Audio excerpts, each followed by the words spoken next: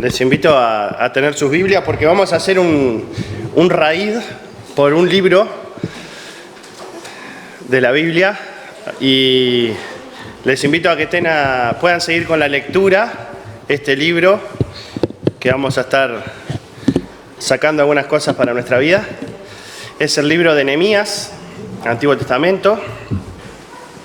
Les invito a abrir ese libro y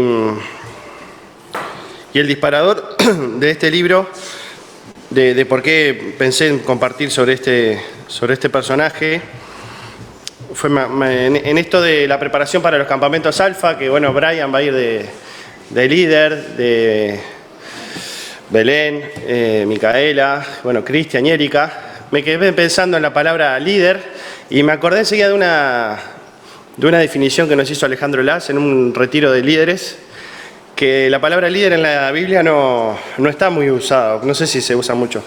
Y él decía que en realidad la palabra correcta para un líder es siervo o sierva. Es decir, nosotros a veces le ponemos esa connotación al liderazgo, esa palabra, con lo que implica, pero la palabra bíblica más cercana a lo que es ser un líder es ser siervo o sierva. Sí, yo voy a usar la palabra siervo, pero tiene las dos acepciones, siervo y sierva, ¿está? Yo voy a usar la palabra siervo. Y Nehemías nos muestra muchas características de cómo debe ser un siervo de Dios, de cómo debe ser una persona que se pone en las manos de Dios. Y leyendo este libro, fui descubriendo algunas cosas que me gustaría compartir con ustedes. En el entendido que todos somos siervos del Señor, todos ejercemos el sacerdocio universal de todos los creyentes, ¿no? Todos somos parte en el servicio a nuestro Dios, todos aquellos hemos creído en el Señor Jesús.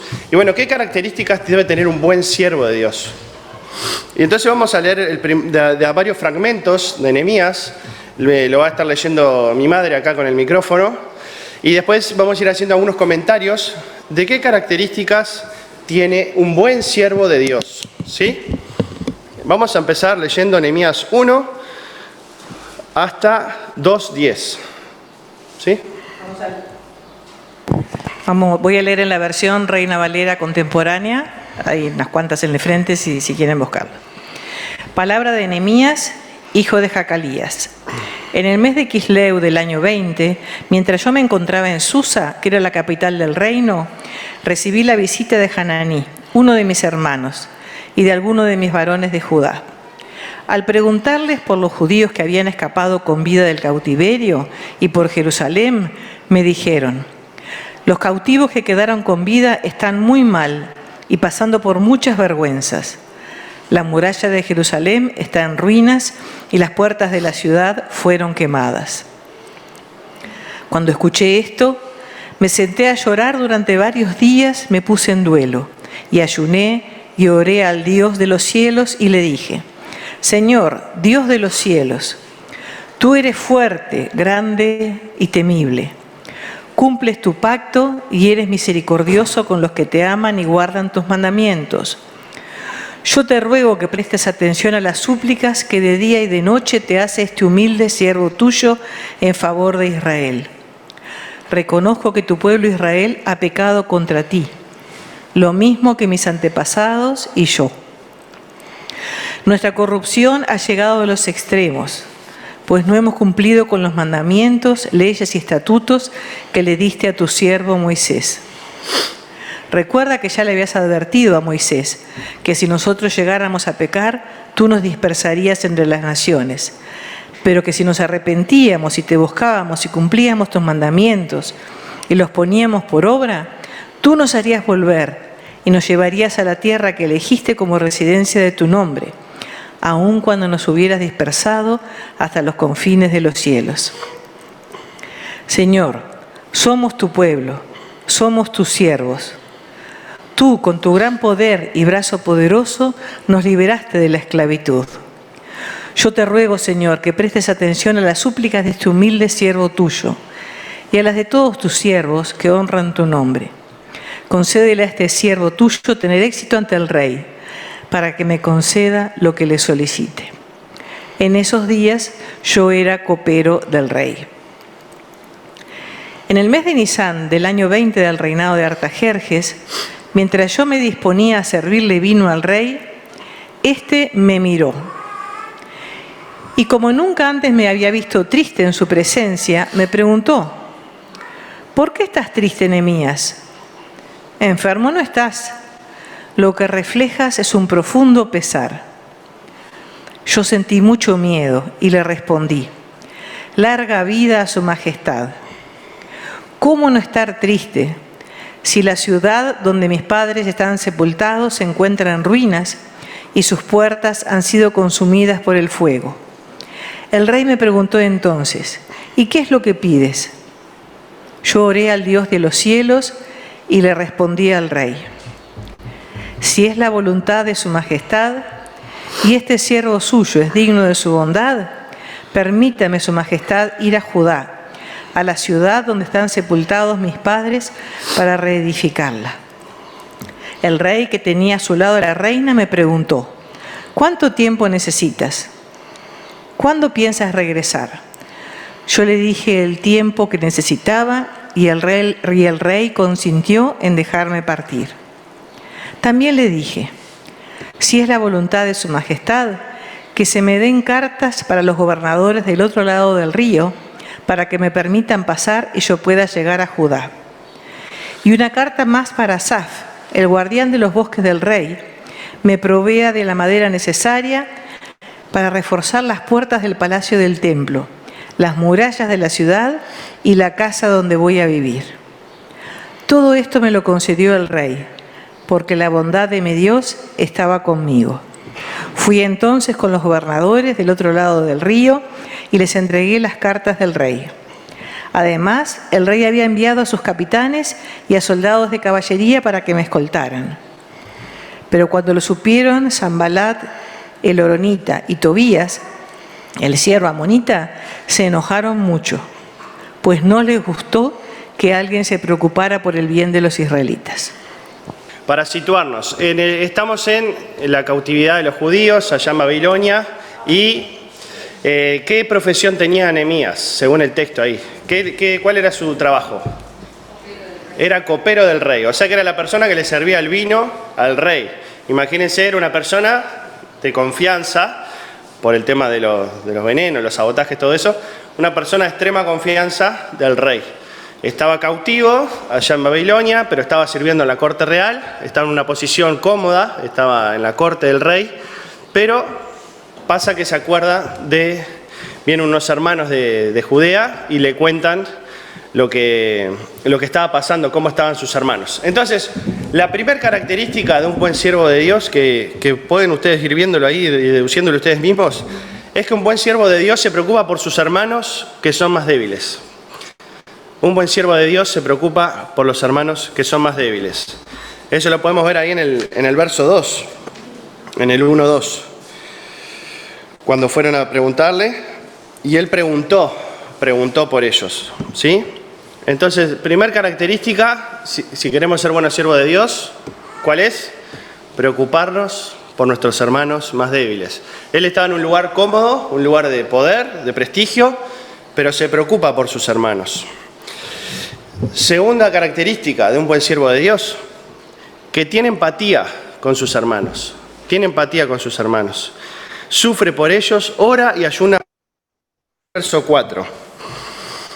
Dice lo siguiente: cuando oí estas palabras, o sea, de que estaban todas las puertas rotas y Jerusalén destruido, me senté y lloré, e hice duelo por algunos días, y ayuné y oré delante del Dios de los cielos. Un buen siervo de Dios tiene empatía por los hermanos, sufre por sus hermanos, ora por sus hermanos, ayuna por sus hermanos. Y yo todas estas cosas que estoy diciendo, que estuve descubriendo en el texto, me las interpelaba para mí. Bueno, yo estoy haciendo estas cosas y era una pregunta que me la hacía a mí y se las comparto a ustedes. Estas características de siervo de Dios, ¿me estoy reflejado en ellas o no? Y ahí, cuando vayamos leyendo cada una de estas características, cada uno vaya interpelándose si está cumpliendo con esas características o no. Un buen siervo de Dios pide perdón por sus pecados, y es interesante que acá no solo pide perdón por los de él, sino también por los pecados de la familia y por los pecados del pueblo. E intercede para tener el favor del rey. Es decir, un buen siervo de Dios lleva las cosas al Señor, pone los asuntos en las manos del Señor. En 2 Crónicas 7:14 dice, si mi pueblo que lleva mi nombre se humilla y ora y me busca y abandona su mala conducta, yo lo escucharé desde el cielo, perdonaré su pecado y restauraré su tierra. Crónicas escrito en el mismo contexto, ¿no? Entonces, como buen siervo de Dios, se arrepiente, tiene esa costumbre de arrepentirse, pero interesante esto de pedir perdón también, interceder por los pecados de la familia o por los pecados del pueblo. Y un buen siervo de Dios conoce a Dios. En el verso 5, él cuenta algo de cómo él conoce a Dios. Bueno, en todo el texto va contando y recordando todo, ¿no? Y dije, te ruego Jehová, Dios del cielo, Dios de los cielos, fuerte, grande y temible, que guarda el pacto y la misericordia de los que le aman y guardan sus mandamientos. Nehemías conocía a Dios, sabía quién era Dios. Entonces, en esta primera sección, características de buenos siervos de Dios, que nos preocupemos por nuestros hermanos débiles, que tengamos empatía con nuestros hermanos, que pidamos perdón, que tengamos arrepentimiento y que conozcamos a Dios. Y vieron que le lleva la causa, cuando le vienen a contar, le lleva la causa al rey.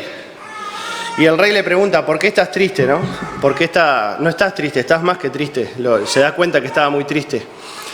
Y él ya le cuenta todo lo que va a hacer. Ahí en el verso 4 y 5, él ya le cuenta todo lo que va a hacer. Y acá yo pensaba que también una característica de un buen siervo de Dios es estar preparado para interceder por sus hermanos. Es decir, prepararnos, capacitarnos, ser organizados, planificar las tareas. Él no se pone a pensar en el momento que el rey le hace la pregunta para empezar a pensar cómo actuar. Él ya estaba en su mente, en su corazón, ya tenía un plan, iba diseñando un plan de cómo iba a hacer esa ayuda. Entonces, un buen siervo de Dios también se prepara, se capacita, planifica y organiza esa ayuda a sus hermanos. Vamos a leer Nehemías 2, del 17 al 20. Se los leo acá. Les dije pues, vosotros veis el mal en que estamos, que Jerusalén está desierta y sus puertas consumidas por el fuego. Venid y edifiquemos el muro de Jerusalén, y no estemos más en oprobio. Entonces le declaré como la mano de Dios había sido buena sobre mí, y asimismo las palabras que el rey me había dicho. Y dijeron, levantémonos y edifiquemos. Así esforzaron sus manos para bien. Pero cuando lo oyeron Sanbalat, Horonita, Tobías, el siervo amonita, y Gesem el árabe, hicieron escarnio de nosotros y nos despreciaron diciendo, ¿qué es esto que hacéis vosotros? ¿Os rebeláis contra el rey? Y en respuesta le dije, el Dios de los cielos, Él nos prosperará, y nosotros sus siervos nos levantaremos y edificaremos, porque vosotros no tenéis parte, ni derecho, ni memoria en Jerusalén. Este texto ya es un poquito pasando el tiempo, el rey lo autoriza a ir, y este texto es un diálogo que él tiene después de salir a inspeccionar ahí la muralla de Jerusalén, ya había hecho el viaje a Jerusalén, y pasa esta situación de animar al pueblo. Él dice que sale de noche, un poquito antes sale de noche en un caballo solo, sin contarle a nadie los planes que tenía, recorre toda la muralla, investiga de noche, y a la mañana anima a sus hermanos para empezar la construcción. Los anima a empezar la construcción. Entonces, un buen siervo de Dios, ponía acá para mí, sabe animar e invitar al servicio a los hermanos. Un buen siervo de Dios sabe animar e invitar al servicio a los hermanos. Y acá mi padre es un experto en esto, y él siempre me enseñó algo que dice, vos tenés que tratar de darle la posibilidad a la gente de que sirva. Si no le estás priviendo, a veces uno piensa, no le voy a pedir a tal persona porque esto, ¿no? Y ponemos como peros. Pero en realidad le estás dando una posibilidad para que esa persona pueda servir, pueda ser útil, pueda compartir sus dones. Entonces, animar a otros para trabajar, animar a otros. Hay una frase que dice, el que no sirve, ¿no? En el doble sentido. Entonces, un buen siervo de Dios anima a otros al servicio, anima a otras personas a servir, a construir, a edificar. En este caso, ¿qué tenían que construir, Ezequiel? ¿Qué iban a construir? Bien, la muralla, muy bien, excelente. Entonces iban a construir la muralla de Jerusalén que estaba en ruinas, que había sido destruida. Y un buen siervo de Dios, cuando los está animando, enseguida hay dos personas que eran gobernadores de esa región y se oponen, empieza la oposición. ¿Vieron ahí en el texto 2:20? Dice en el 19, pero cuando lo oyeron Sanbalat, Horonita, Tobías, el siervo amonita, y Gesem, el árabe, o sea, todos que no son gobernadores no judíos, ¿no? Hicieron escarnio de nosotros y nos despreciaron diciendo, ¿qué es esto que hacéis vosotros? ¿Os rebeláis contra el rey? Es decir, estaban metiéndole el palo en la rueda, tratando de mostrar que esa construcción de la muralla iba a ser una construcción en rebelión para levantarse nuevamente contra el imperio, ¿no? El mismo rey que los había autorizado a ir, estos iban a hacer un complot para decir que esa muralla iba a ser para nuevamente rebelarse contra el rey. Y la respuesta que da Nehemías, ¿no? El Dios de los cielos, Él nos prosperará, y nosotros sus siervos nos levantaremos y edificaremos. Y ahí le dice algo muy interesante, porque vosotros no tenéis parte ni derecho ni memoria en Jerusalén. Y acá pensaba que un buen siervo de Dios defiende a los hermanos frente a los ataques y sabotaje del enemigo. Un buen siervo de Dios defiende a los hermanos frente a los ataques y el sabotaje del enemigo. Te pido, mamá, que leas Nehemías 3, 29 al 32. Pasamos un poquito más a la historia, estaba planificando la construcción y acá ya nos habla de un fragmento donde ya se empieza a construir esta muralla. Sadoc, hijo de Imer, restauró la muralla frente a su casa. Y lo mismo hizo Semaías, hijo de Secaías, que era el guardián de la puerta oriental. Le siguieron Hananías, hijo de Selemías, y Hanún, el sexto hijo de Salaf, que restauraron otro tramo de la muralla. Seguidos de Mesulán, hijo de Berequías, que restauró el tramo frente a su casa.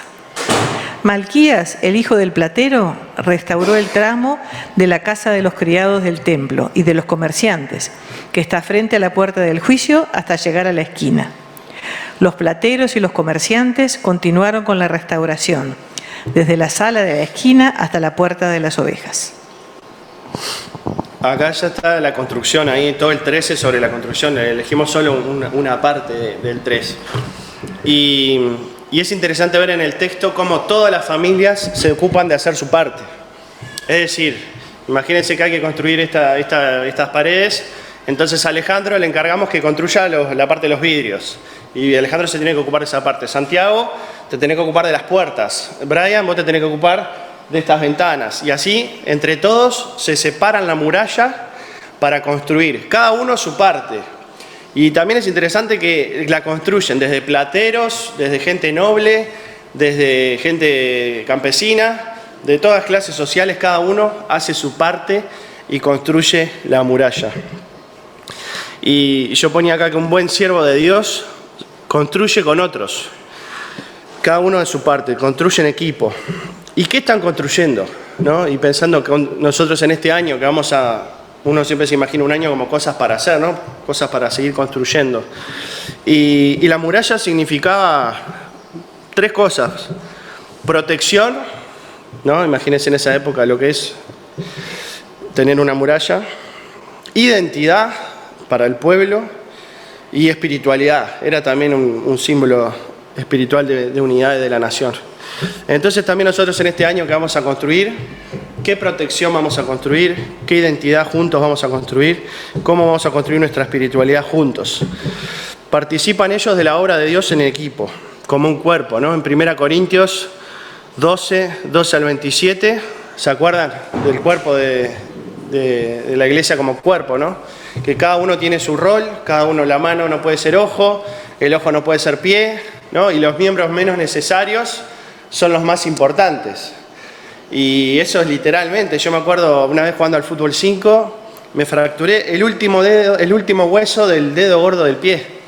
Es un hueso chiquitito, y muy chiquitito, el último hueso, Bueno, y eso me impidió moverme cómodamente, ¿no? Entonces, como también ahí, siguiendo a Corintios, lo que decía Pablo en esa carta, los miembros más débiles son los más necesarios. Lo que construyamos este año, hermanos, tenemos que hacerlo entre todos y teniéndonos en estima unos por otros, considerando a los más débiles sobre todo. Entonces, un buen líder, un buen siervo de Dios, sabe construir juntos, sabe formar un equipo. Nehemías 4, 10 al 23. Acá los trabajos prosiguen, hay oposición, pero pasa lo siguiente. La oposición aumenta. No solamente era una oposición de sabotaje, de cizaña, de palabras, sino que empieza una amenaza real, una amenaza ya, digamos, bélica, una amenaza armada a esta construcción que iban a tener. Nehemías, 4, del 10 al 23. Del 10 al 23. Luego la gente de Judá nos dijo: los que limpian los escombros ya están cansados. Hay tanto que limpiar que no podemos seguir reconstruyendo.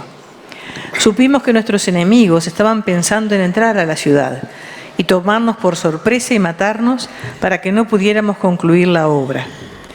Y cuando llegaban a Jerusalén, los judíos que vivían en las ciudades de nuestros enemigos nos repetían lo mismo muchas veces: no importa de dónde ustedes vengan, ellos los van a atacar.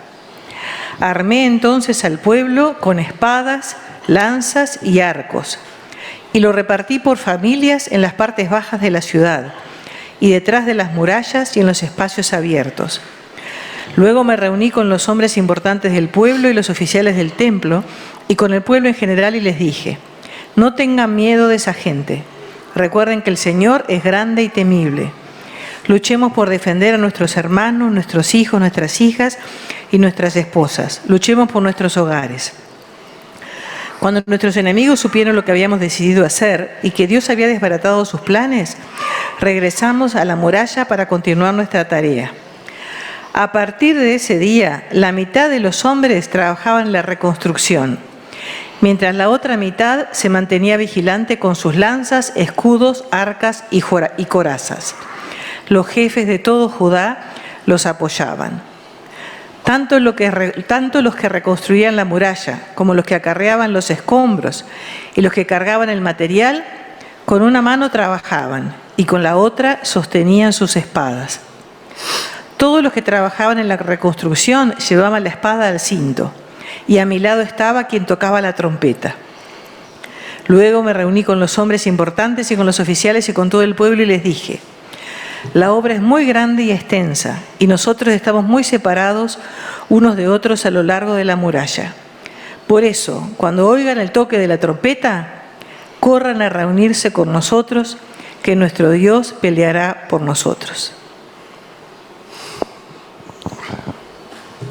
Empiezan a construir la muralla y ya hay amenazas reales de ataque. Y Nehemías, como buen siervo de Dios, toma algunas decisiones, ¿no? Pero pensaba que leyendo este texto, cuando estamos construyendo algo, cuando estamos construyendo como iglesia, es muy interesante, me sentí muy identificado con el versículo 10, que dice: y dijo Judá, la fuerza de los acarreadores se ha debilitado, y el escombro es mucho, y no podemos edificar el muro.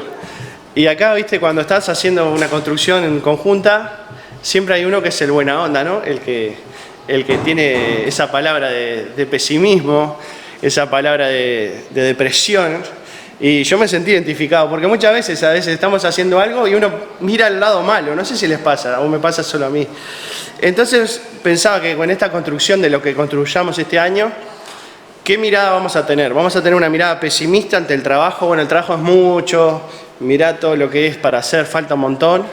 O mirá la otra mirada, la mirada del versículo 14, 4:14, dice, la mirada de Nehemías, ¿no? Después miré y me levanté y dije a los nobles y a los oficiales y al resto del pueblo: no temáis delante de ellos, acordaos del Señor, grande y temible, y pelead por vuestros hermanos, por vuestros hijos y por vuestras hijas, por vuestras mujeres y por vuestras casas. Parece un diálogo de una arenga de William Wallace, ¿viste? La mirada de optimismo, ¿no? En el mismo diálogo, uno tiene una mirada pesimista, el laburo es mucho, es imposible esto. Miren la muralla, yo soy platero, yo soy artesano, ¿cómo voy a construir una muralla? Y la mirada de Nehemías, ¿no? La mirada optimista. Entonces un buen siervo de Dios tiene una mirada optimista. Y del 15 al 18 dice que hizo una estrategia, ¿no? Mientras algunos trabajaban, otros vigilaban. Pero no solamente fue necesario eso, sino que dice que con una mano, simbólicamente, ¿no? Con una mano estaban trabajando y con la otra mano, ¿qué tenían en la mano? Una espada, ¿no? Y sabemos que nosotros seguimos al príncipe de paz, ¿no? Y siguiendo la imagen esa de Efesios de la armadura de la fe, la espada como la palabra de Dios, como esa palabra que penetra de dos filos, pensaba que cuando trabajemos en la obra del Señor, tenemos que estar con una mano haciendo, pero con la otra mano agarrados, asidos de la palabra de verdad, ¿sí?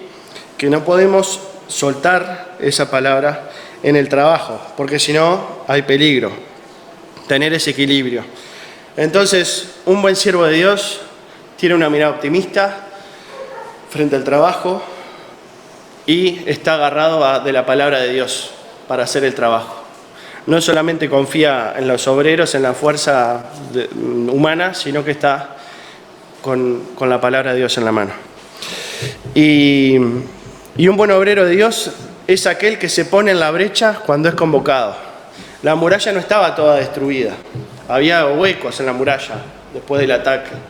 Entonces, lo que les preocupaba a ellos, ahí como cuenta este texto, era que nos podían atacar por un lugar. Entonces lo que hizo fue poner gente con trompetas y dice, donde escuchen el sonido de la trompeta, ¿qué hay que hacer? Juntarse, ¿no? Entonces ponía como centinelas y cuando sonaba el sonido de la trompeta, todos a defender ahí. Y en la iglesia también puede ser así, ¿no?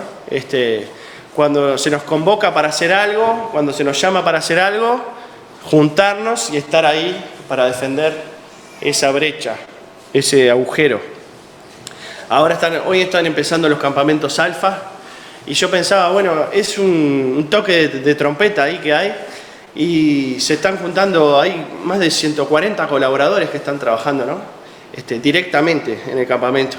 Qué importante cuando suena la trompeta, juntarse para servir al Señor, para defenderse. Y Nehemías 5, no lo vamos a leer. Antes de esto de la brecha, voy a leer un texto que le gusta mucho a Brian, que es Romanos 12, del 11 al 13, que tiene que ver con esto que estamos hablando de ponernos en la brecha cuando somos convocados. Romanos 12, 11 al 13.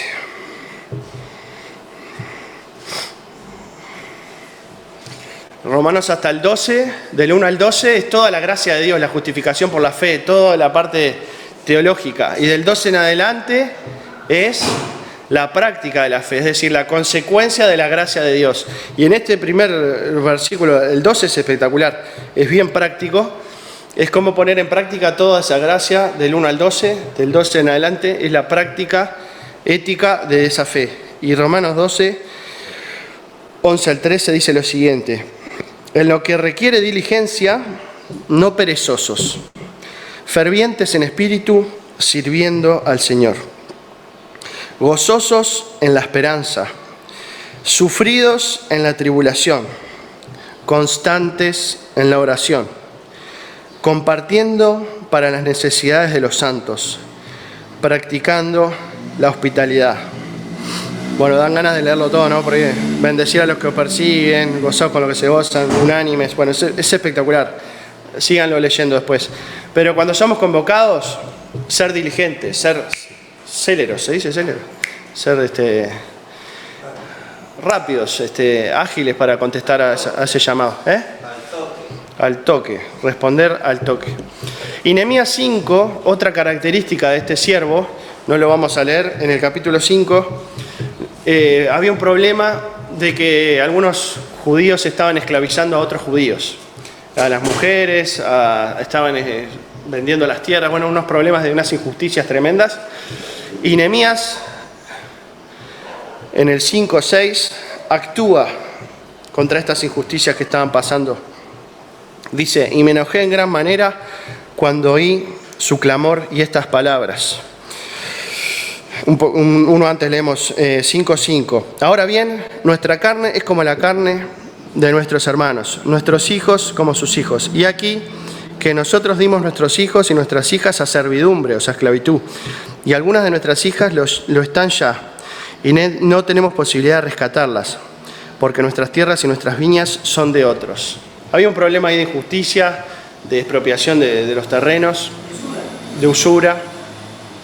Y Nehemías, como un buen siervo de Dios, se indigna, dice otra versión, se indigna contra la injusticia y actúa contra la injusticia. Se indigna contra la injusticia, actúa contra los injustos y les hace hacer un juramento que los pueden leer ahí en el 5 y los dejan vergüenza a los judíos que estaban haciendo usura. ¿Sí? Y en el 5, 14 al 19 vemos otra característica de Nehemías como buen siervo de Dios.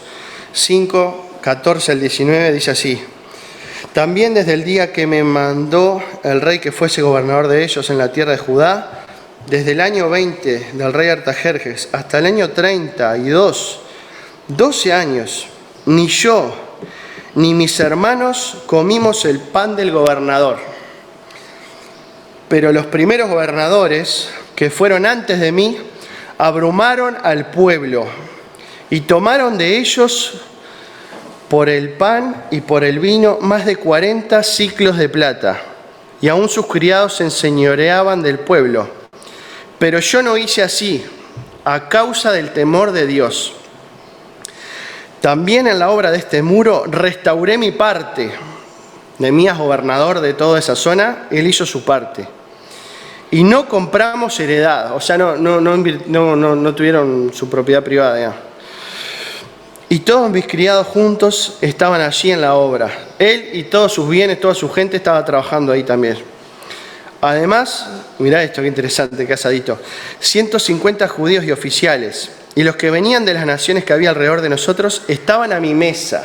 Otra versión dice diariamente. O sea, diariamente comían 150 personas a costa de Nehemías y de su familia. Y mirá este asadito, Paul. Y lo que se preparaba para cada día era un buey y 6 ovejas escogidas. También eran preparadas para mí aves, y cada 10 días vino en toda abundancia. Y con todo esto nunca requerí el pan del gobernador, porque la servidumbre de este pueblo era grave. Acuérdate de mí para bien, Dios mío, y todo lo que hice por este pueblo. Un buen líder, un buen siervo de Dios es generoso con lo que tiene y cumple su parte.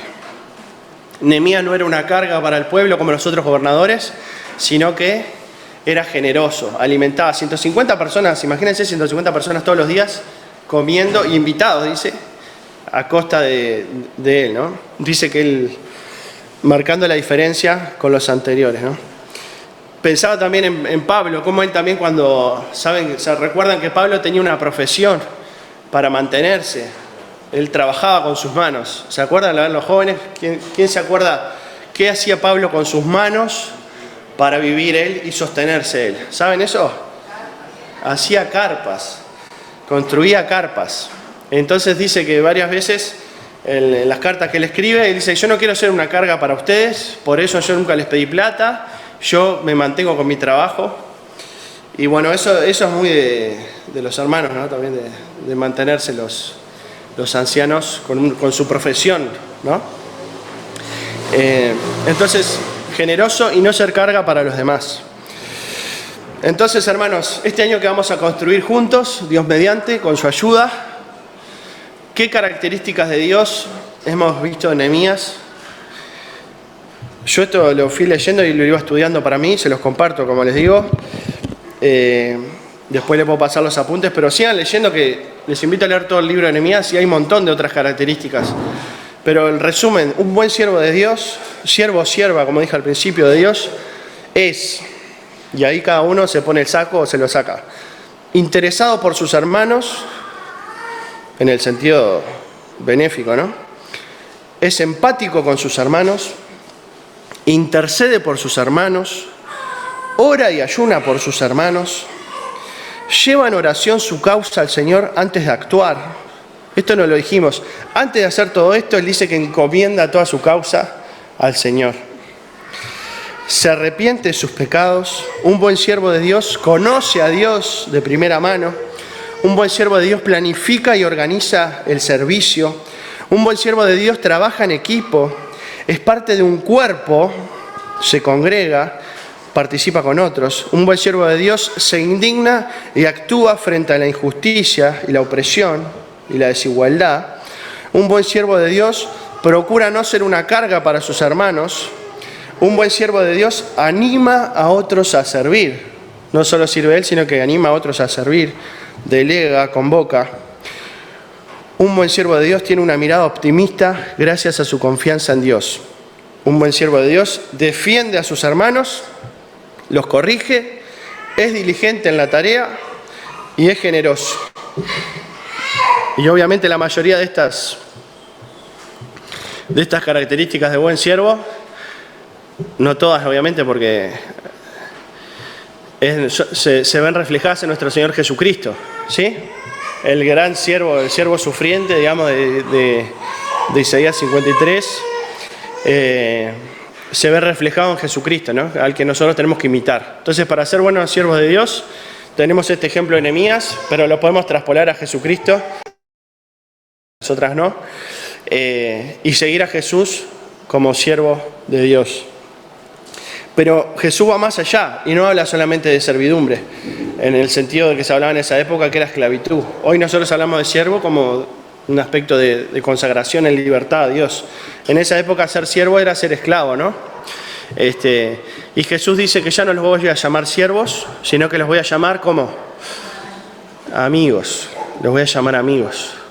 Entonces Jesús va más allá y podríamos decir hoy, bueno, un buen amigo de Jesús debe ser así, ¿sí?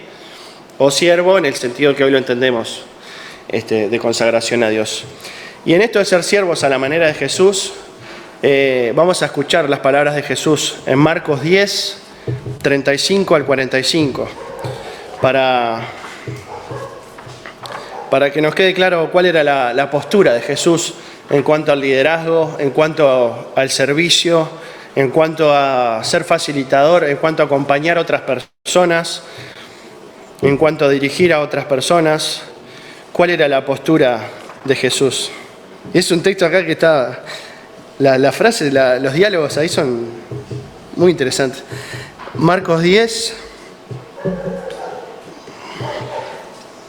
35 en adelante, al 45. Entonces, mirá estos dos lo que le preguntan, ¿no? Totalmente fuera de lugar. Entonces Jacobo y Juan, hijos de Zebedeo, se le acercaron diciendo: Maestro, querríamos que nos hagas lo que pidiéramos. Él les dijo: ¿qué queréis que os haga? No sé en qué estarían pensando estos dos, la verdad. A veces uno está en este lugar, ¿no? Ellos le dijeron: concédenos que en tu gloria nos sentemos el uno a tu derecha y el otro a tu izquierda. Entonces Jesús les dijo: no sabéis lo que pedís. ¿Podéis beber del vaso que yo bebo o ser bautizados con el bautismo con que yo soy bautizado? Ellos respondieron. ¿Qué respondieron? Podemos. Jesús le dijo, es como que están hablando dos diálogos distintos, ¿no? Podemos. Jesús les dijo: a la verdad, del vaso que yo bebo, beberéis, y con el bautismo que yo soy bautizado, seréis bautizados. Pero el sentaros a mi derecha y a mi izquierda, no es mío darlo, sino aquellos para quienes está preparado. Esta dimensión también que está en la Biblia, ¿no? Más misteriosa ahí de la predestinación. Cuando lo oyeron los 10, comenzaron a enojarse contra Jacobo y contra Juan. Ya problema en el grupo. Mas Jesús, llamándolos, les dijo: ¿sabéis que los que son tenidos por gobernantes de las naciones se enseñorean de ellas, y sus grandes ejercen sobre ellas potestad?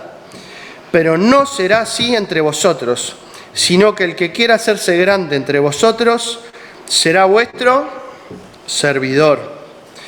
Y el que de vosotros quiera ser el primero, será siervo de todos, porque el Hijo del Hombre no vino para ser servido, sino para servir, y para dar su vida en rescate por muchos.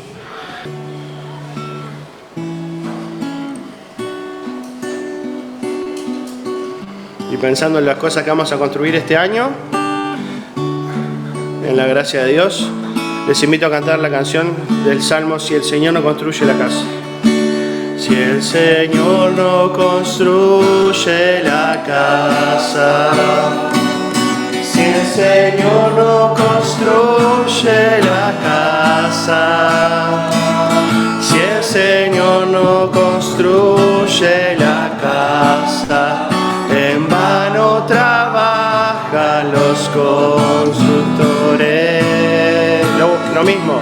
Si el Señor no construye la casa, si el Señor no construye la casa, si el Señor no construye la casa, en vano trabajan los constructores. Si el Señor no guarda, si el Señor no guarda la ciudad,